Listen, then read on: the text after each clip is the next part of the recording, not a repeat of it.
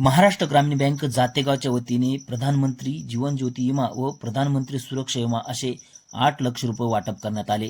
सविस्तर असे की मारफाळा येथील अभिमान लक्ष्मण कबले व ज्ञानेश्वर अभिमान कबले हे बाप लेकाचा मृत्यू झाला होता।